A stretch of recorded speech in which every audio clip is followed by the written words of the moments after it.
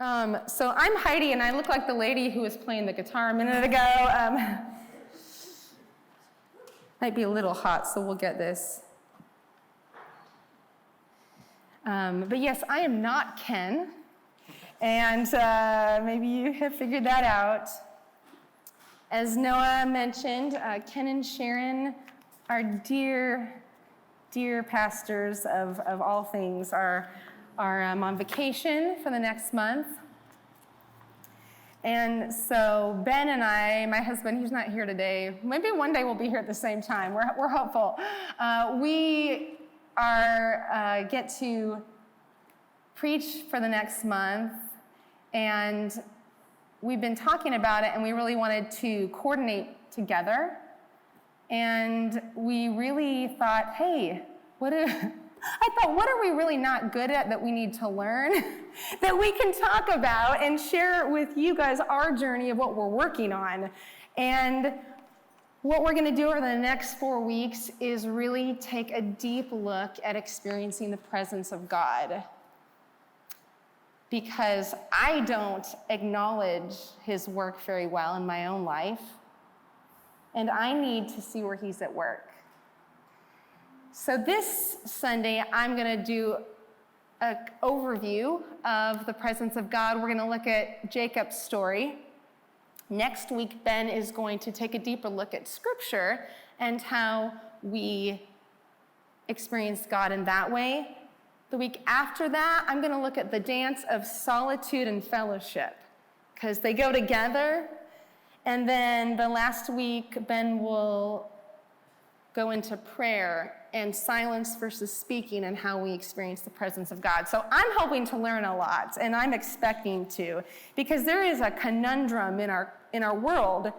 We have a past, we have a future, but right now, in this moment, this is what we have right now. And it's so hard because our world is in chaos, in case you've watched the news lately. It's pretty clear that there is so much going on, there's so much hurry, and it's crushing us. It's crushing me, and I'm often asking, where is God, and why can't I feel him? God, are you even aware that I exist? And if you are, why aren't you doing the things that I want you to do? Why don't I feel better? Why don't I see you? These are all questions that I have asked in many stages of life, and maybe it's something that you wonder sometimes as well. And if so, you're in really good company, because Jesus himself, he cries out to the Father and says, why have you forsaken me? He is very comfortable telling God, I don't feel your presence right now. So it's okay to say that if that's the place you're in right now, and be honest that I don't feel you, but I long to experience you, I long to see you. So I don't have a lot of answers. I have many, many questions, and I think that I see him and identify him better than I did maybe 6 months ago. And when I think about 20 years ago, yeah, I see him. I see where he was at work. So this is a journey that we all need to help each other with. So if you have answers to any of these things too, we want to know. We want to encourage each other, because he is the great I am. He is Emmanuel, God with us. I've asked Noah to read our passage from Scripture because I want to listen to it.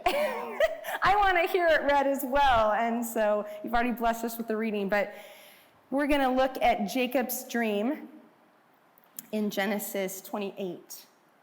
So if you'd read that for us. Thank you.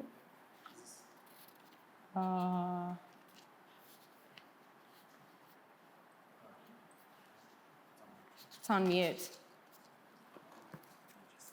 You could just yell. Okay, I'll yell. No. No, I can give you okay. my. You speak Can loudly. you hear me okay? If I talk like this? Yeah?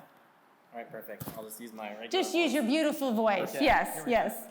And I wanted to thank you for the reading opportunity, because I had Laura doesn't know, she's my mentor for reading. Just the way she reads is really like you're listening to a story. So I want the opportunity to practice that myself. So thank you. Okay, thank you. Also, if I move around, I apologize. I'm an emotional being, so I tend to dance and be emotional. As long as that's okay with you, I'm happy to be here. Then Jacob departed from Beersheba and went toward Haran. And he happened upon a particular place and spent the night there, because the sun had set. And he took one of the stones of the place and made it a support for his head and lay down in that place. And he had a dream, and behold, a ladder was set up on earth, with its top reaching to heaven. And beyond, the angels of God were ascending and descending upon the ladder. Then behold, the Lord was standing above it and said, I am the Lord, the God of your father Abraham, and the God of Isaac. The land on which you lie, I will give to you and to your descendants. Your descendants will also be like the dust of the earth, and you will spread out to the west, and to the east, and to the north, and to the south. And in you and in your descendants shall all the families of earth be blessed. Behold, I am with you, and will keep you wherever you go, and will bring you back to this land. For I will not leave you until I have done what I have promised you. Then Jacob awoke from his sleep and said, The Lord is certainly in this place, and I did not know it. And he was afraid and said, Oh, how handsome is this place! This is none other than the house of God, and this is the gate of heaven. So Jacob got up early in the morning, and took the stone that he had placed as a support for his head, and set it up as a memorial stone, and poured oil on its top. And he named that place Bethel, but previously it named the city had been Luz.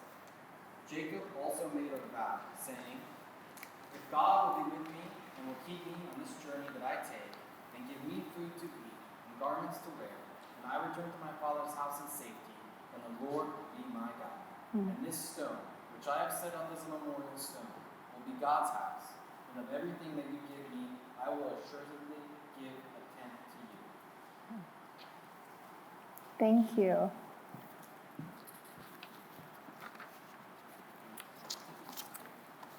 I'm going to start by telling you all an embarrassing story about myself that I don't know if I'll regret it later. So yeah, you'll learn more probably than you wanted to know, but it felt like this story is a metaphor for my life. Do we have any runners in the room? I don't see Julia. Oh, I'm in awe. Okay. My sister, marathon. Me, I did 12 minutes of yoga in the morning. Yeah, I'm the athlete. Well, about 10 years ago, I decided I'm going to be a runner. And my husband, yeah, let's do it together. So we sign up for a 5K, which is not very far. But for someone who doesn't run, it's felt far. So we spent 6 weeks or so training. We did the couch to the 5K. Ready to go. We drive down to Salem, and I'm like, yeah, I'm a runner now. I'm a runner. And you know the excitement that's at a race. Everyone's so excited. It was a beautiful day, and we go. And I am so into it that I start at a pace. If you've ever tried where you start so fast that it is a very bad idea, because then you're toast by about half a mile in, and that's what I did. So I don't know, I can still see the start line, I think, by the time I'm exhausted. There are children passing me now because I have slowed down. There are people 40, 50 years older than me who are passing me because I have totally destroyed this beginning part by being too eager. And Ben is slowing so down. We could probably walk faster than the pace that I'm at. And I'm panicking. How am I going to do this? How am I going to get to the end? I am exhausted, and I've barely even started. So, I keep going, but I'm so upset. I am not happy. An eternity later of this 5K, I see the finish line in the distance at the top of the hill. And so then, you kind of get that fresh burst. Oh, I'm so close, I'm so close. And then we get to the top of the hill, false finish. The sign was way far away, but just from the angle of the hill, it looked like I reached the top. And that's when I lost it, totally lost it, started crying, and simultaneously peeing my pants, and could not stop peeing my pants. And Ben, I was like, Ben, I can't make it, I'm never gonna finish, and I'm peeing my pants now. And he's like, right now? You're peeing your pants as we're, I'm like, yeah, I certainly am. Like, what do I do?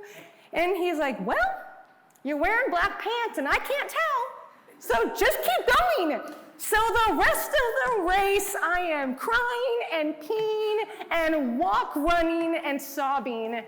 And that is the last run of my life, the one and only. And then we had to drive all the way back to Portland with my peed pants, smelling up everything. Guys, that is a metaphor for my life, I think, that I can be so focused on getting to that end goal that I completely miss the joy of the present. What was the whole point? It was to be outside.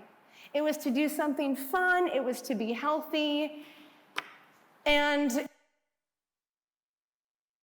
I was so obsessed with this goal that I missed the whole point of the joy of the experience. So, why am I sharing an embarrassing story? Because, I just want you to know that I don't have any of this life really figured out. But I think that there is joy to experience now that I miss out on. Why is it important to not be so focused on doing and achieving and all that? Why is it important to acknowledge what God is doing now? It's because he has a beauty. He has beauty right here in this room that I can totally miss because I'm so focused on goals and what the world says is important, this achieving and being great. I'm very tired of that. I am tired and it's exhausting. I think our culture and our world is exhausted. And I can forget the invitation of come to me, all you who are weary, and I have rest for you. And frankly, I don't want to miss out on the kingdom of God now and just wait for it later. I want to experience what God has now for us, and just because we're not going to experience the fullness of it all, there is so much goodness to be had. There is the presence of God to be had. It's kind of like if you went to Disneyland and you got in the park, but you never got on any of the rides, you never met the characters, and you're just hanging out. You're in the park, but you're not really experiencing the beauty and the joy. I know this because one time when I went to Disneyland, I got the flu, and I missed out on days. I had my tickets that were non-refundable, but I missed out on the ride. So that's what we are invited to. We are invited to that cry of Moses. He tells God, I want to see your glory. What's the point? If you're not going to go with me, I don't want to do that. And that is what our invitation is, to experience glimpses of heaven now. That's the Lord's Prayer. On earth as it is in heaven, let your kingdom come. So let's look at Jacob. We're going to spend some time on Jacob this morning. And I love Jacob. I really like these characters who are complicated because we are all complicated, and I can identify with Jacob a lot. Jacob kind of reminds me of Leonardo DiCaprio's character in Catch Me If You Can. You know, he's a con artist. He's likable, but he does some awful things. You know, he's complicated. He's like Danny Ocean from Ocean's 11. You know, you like this guy, but you also don't like what he's doing. And that's who Jacob is. He's a lot like us. If you don't know what's happening before we read this scene when Jacob is in the middle of nowhere, he and his mother have conspired to take the blessing from his older brother. He's already manipulated his older brother Esau into his birthright. And then his mother, it's hard to tell, what does Isaac actually know, his father? Is he aware of all this? But he's set to give a blessing to Esau, which, in reading it, this blessing had much more significance than, hey, bless you, bless you. This was a ceremonial concept of blessing the older sibling and giving this blessing, and Jacob sneaks in with this disguise and tricks his father and gets the blessing. And now he's on the run. He's a fugitive, basically, from his brother, who might just kill him if he comes upon him. And this is the point in the middle of nowhere where God meets Jacob. Jacob is not looking for God. He's exhausted. There's no little Airbnb. There's no Hilton. He's in the middle of nowhere, and he decides to sleep on some rocks. So that must be a pretty bad situation. If I would prefer the dirt, but he chooses to sleep on some rocks. And so if we're looking at where Jacob's at right now, he's not really the model of success. Not someone you would want to, hey, I want to be like Jacob. But it's in this place of desperation and betrayal that God meets him. It's not once he's achieved things and gotten his life straight. It's while he's sleeping. What an amazing gift and grace of God that he comes to this man who has become entangled in a situation, and that's when God shows up. And we see it's in verse 12 that he has his dream. And this is one of my favorite images in Scripture because I love portals. I think I've told you guys that before. I love when Lucy opens the wardrobe and she goes to Narnia. I just love those science fiction-y type of things. And when you read this, we read here that there is a ladder, probably a staircase is more accurate. That is what it reminds me of. It reminds me of this sci-fi fantasy opening, which is so amazing, that God peels back and communicates to Jacob that there is this way between heaven and earth. And then he wakes up, and what does Jacob say? The Lord is certainly in this place, and I did not know it. I've had this same reaction when I think back on my childhood. There was a lot of sorrow in our home. And that is kind of the word that I would use to describe my childhood, was sorrow. But I often would find myself wanting to do things or kind of individuate, and I realized, oh, that was me looking for beauty. That was me looking for the goodness of God, and God was there the whole time. He was the one showing me there's still beauty in the world, even though there's sorrow. But I just didn't recognize it as him. So maybe you can think back to a time when you didn't recognize that God was there, and he surely was, though. And that's Jacob's response.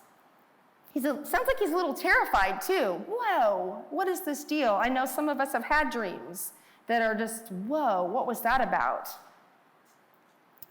And so what does Jacob do? Well, he does some cool things, good things, and then he does some maybe not, he doesn't get all of it right.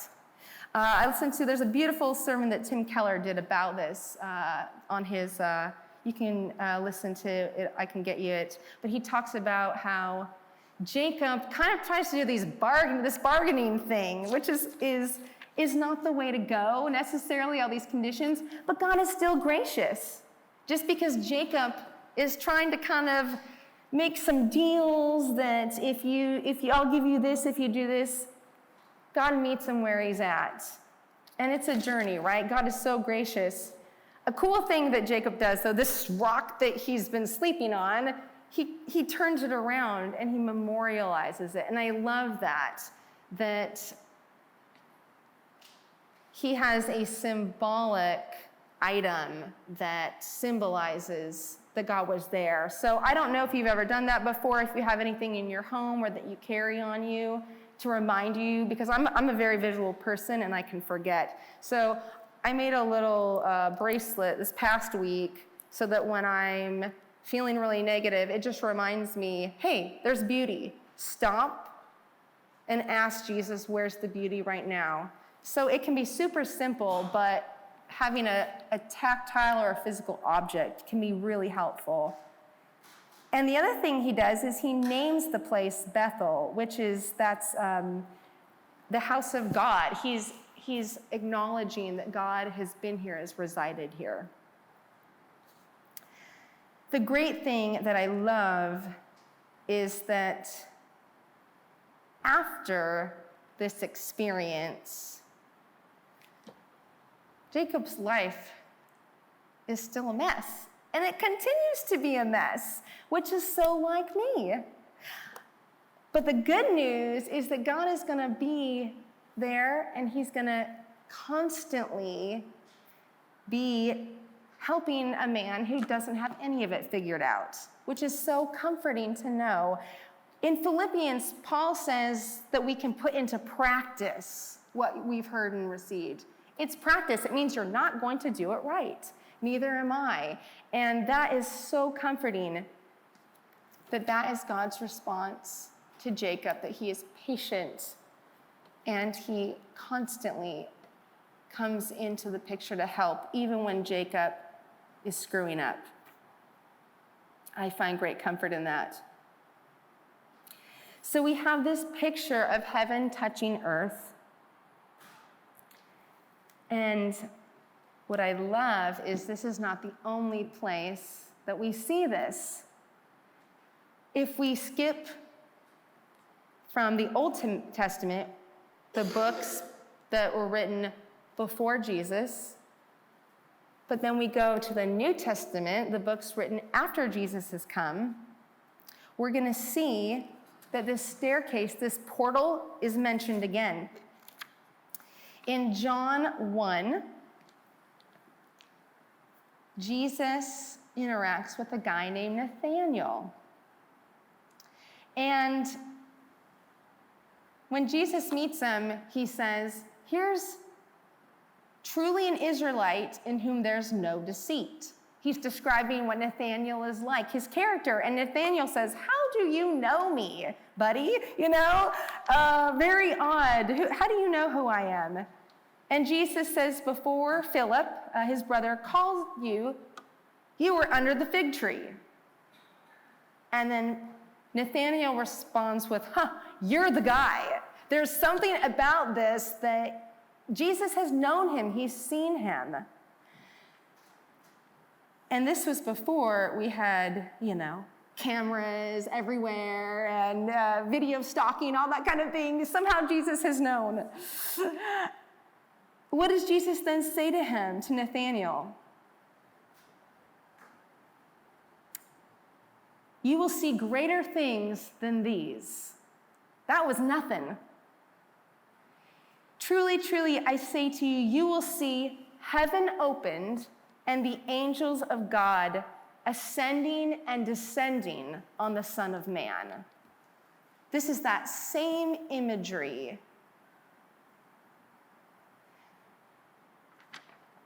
When Jesus tells these disciples how to pray, what does he say? Your kingdom come on earth as it is in heaven. Now, because of Jesus and the Holy Spirit that he's going to give us in Acts, that's going to come and be the helper, this portal is available 24/7 to you and to me. There is no end. That now we may not see a visible staircase, but it's been opened. Jesus is the staircase. He's that bridge. We are now that house, that Bethel. We are his temple. This imagery is throughout, that now he's abiding in us and we in him. So this crazy sci-fi dream, this is the image that we have now because of what Jesus has done, that you and I can at any point access Jesus. We can tell him, I don't feel you right now. I have done that so many times. If you looked at my journal, the word help is basically there throughout. That is the number one word, help, help, help, help. And he wants you to tell him that. He wants you to say, I need help. I need to see where you are. I want to feel your presence. And it doesn't come right away. I have gone through a year or two of not sensing his presence, and it's terrible. It's a horrible feeling. And sometimes it lasted days, sometimes it can last years, but he wants us to tell him, I want to see you. I want to sense that you're at work in my life. I was thinking about what are a lot of the obstacles from experiencing his presence, from being in the moment and seeing what he's doing now. I've mentioned a lot of them. Chaos. It seems like any time I try to go to be quiet, some chaotic emergencies, it's like there's a radar. It's like situations know, oh, they're trying to be peaceful. So there is this battle to be at peace and to be calm. But it's totally worth it because I need it. I just finished reading The Ruthless Elimination of Hurry by John Mark Comer. It is free on the libraries. If you like digital audiobooks, you can get it free from the library. But this is a book just that John Mark has written. He used to be the pastor of Bridgetown across the way. That our culture is trying to get us from experiencing peace and calm, and it's a really valuable step-by-step guide that we have to fight for this. It doesn't always just come naturally and boom. So I highly recommend that. Fear and control, they definitely keep me from experiencing what God is doing. Kind of like Jacob and his mom, there's all these scheming going on. Sometimes I have an idea of God's presence should look like this. Every bit of me should feel good. Feelings are important, but they don't always mean that he's not present, because he is. But I have an image of what his presence should look like. I think that it should be miracles coming out in colors and smoke and fairy dust. And sometimes it's a crow in my apartment complex sitting on a branch. Sometimes it's my niece coloring a beautiful picture. So I am wanting to lay down what I think God's work looks like, because I don't judge very well sometimes where he's working and what the beauty is that he has for me. Shame is a big one. Shame has been around since Adam and Eve, who were actually walking with God.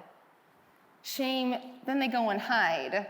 Have you ever played hide and seek with a kid who's 2 or 3 years old, and they think that you can't see them? This happened we took my niece over to a record store across town when she was 2 or 3. And we were in this record store, and she thought she would play hide and go seek. And she's got these curls and this little giggle. And so all we hear, and all these adults in the store, they hear this little 3-year-old, and we see these curls bouncing. She thinks we can't see her. And it's adorable because she's convinced that, oh, I'm so sneaky. But no, we're not so sneaky with God. And that's this image of Adam and Eve. They are hiding from God. But he still asks them, hey, what's the deal? Why are you hiding? So shame can totally keep me from wanting to experience God because I'm embarrassed. I don't want to have to deal with what I've done or what I'm afraid of. So these are all obstacles. So if you have some quiet time this week, or even today as we take communion, a good question to ask God might be, are there obstacles in my life that are keeping me from seeing you at work? And how can we deal with that? And he's often very good at putting his finger on what it is.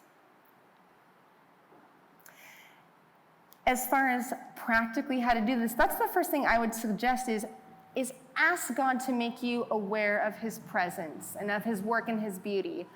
I started doing this at the beginning of the year. I was driving a lot. I was doing my DoorDash, and I had a lot of time to drive around the city, and I felt like God wanted, I don't remember exactly how it went, but do I believe that this city could be known for a city that lifts up the name of Jesus? Could this city be a city that was known for loving Jesus? It could. Why not? Why not? Why not ask? So as I've spent hours driving all over the city, I've prayed that there would be light abounding. I pray for the people I pass, for the people I deliver food to, and ask, where's the beauty? Where are you at work?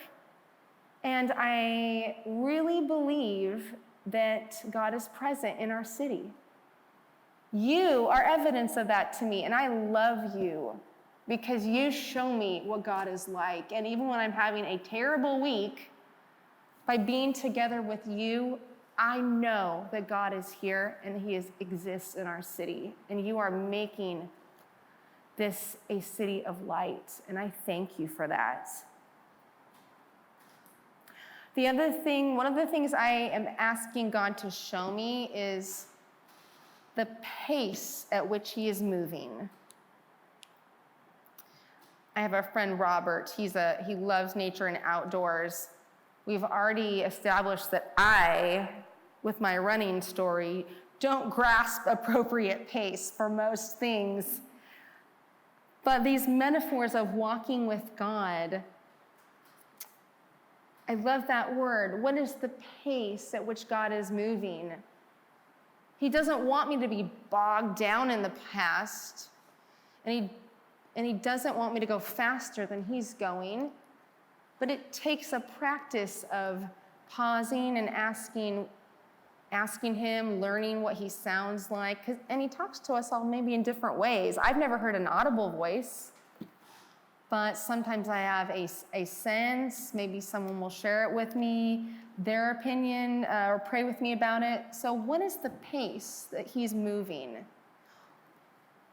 Where is he taking us? Where's he going? So becoming a person who listens to the pace. The good news is that even if you're fleeing like Jacob, God is still really gracious to redirect your pace. And he's done that for me time and time again. One of the things that Ben likes to tell me is that you're a lifelong learner.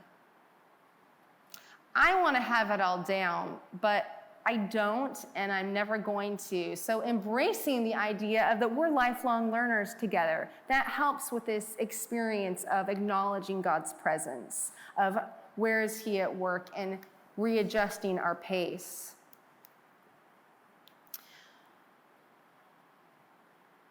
A really practical, physical tool that I'm working on is my breathing. Now, I think we're all breathing somewhat here because we're all alive here, right? But the deep breathing that helps our body and our mind, our spirit, I don't know exactly how it works because I am not a scientist. I don't understand a lot of that. But there is something that happens when we slow it down And that's why we do that here sometimes, and encourage you to just take a really deep breath and settle into the present moment. So that's something I'm working on, and I'd encourage you to do if you're someone who doesn't really have an in-tune way with the breath. And a lot of us don't. There's many apps out there for it. If I actually need an app sometimes, because I'll just go, okay, I'm done. That didn't work very well. But even just 1 minute of deep breathing, maybe in the morning before you start your day, it can totally set a beautiful tone. So let's do that together. Let's just take a really deep breath in and out together. Maybe hold it go, see how long you can go. So let's just in.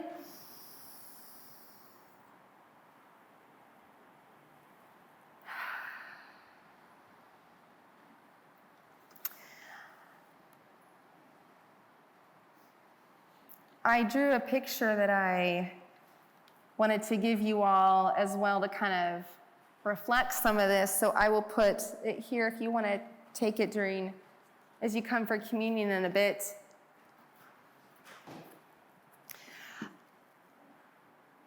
It's symbolizing that we are body and we are soul and we are spirit. And we're all in that moment, in that present moment.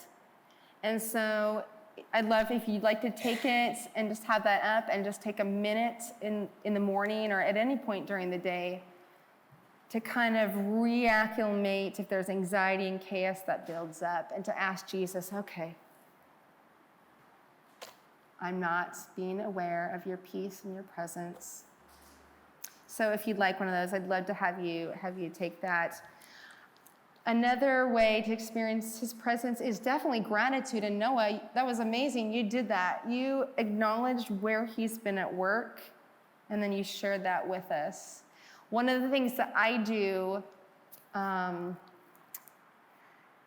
learned this from my therapist. I've talked about my therapist before. I love her. She's so amazing. But she gives me practical tools.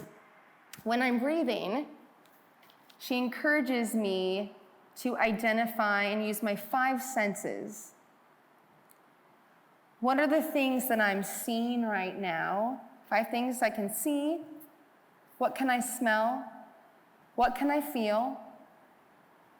What are the other ones? Taste. There's another one I forgot. What? Ears, there we go. Thank you. Lifelong learner.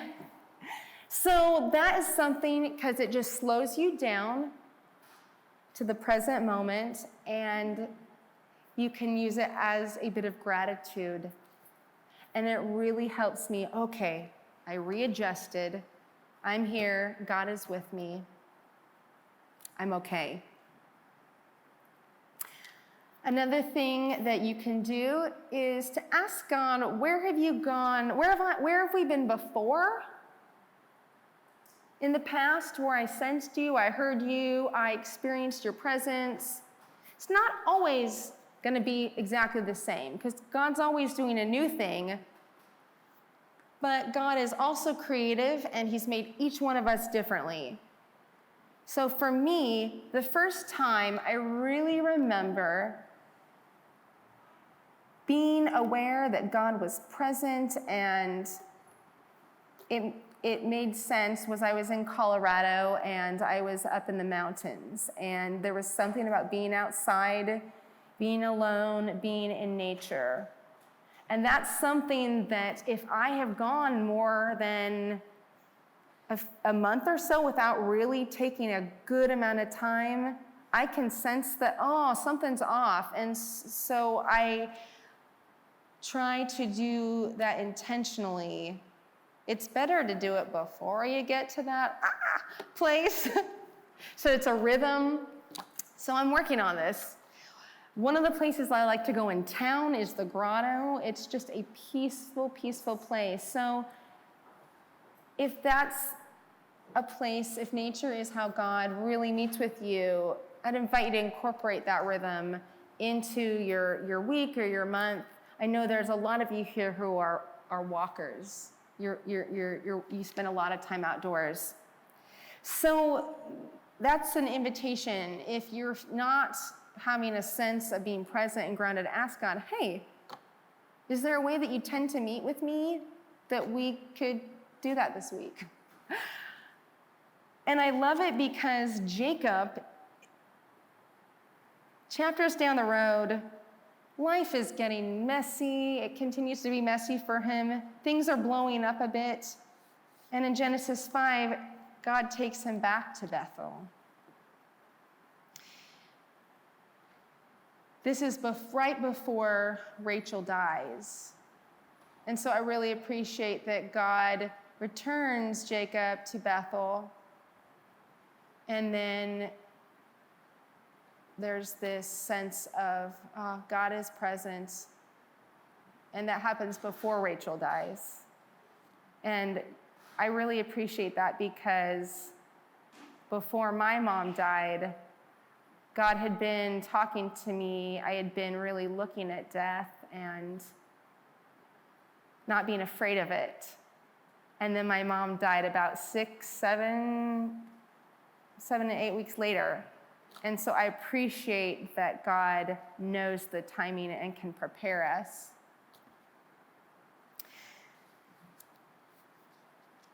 One of the most beautiful ways that we can experience his presence is together, like I said. When I hang out by myself all the time, it's not a great thing. So I am so grateful for all of you who I know some days just getting here is a sacrifice, but you show up and you encourage and you don't hold back. And I thank you for that. It is a gift to me.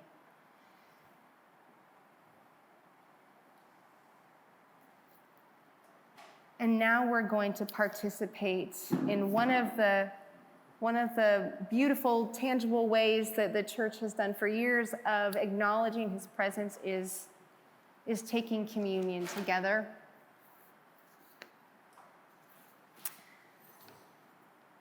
This is a visual example of the body of Jesus, the sacrifice of his blood. And I really appreciate that he's given us a way to use our bodies, to incorporate our senses as we do that. And maybe you're here and you've never taken communion before. Maybe you're not sure about Jesus. I just want to thank you for being here, and the table is open. That today might be the day to say, Jesus, I don't get you, but I want to. And he would love to meet you here at the table.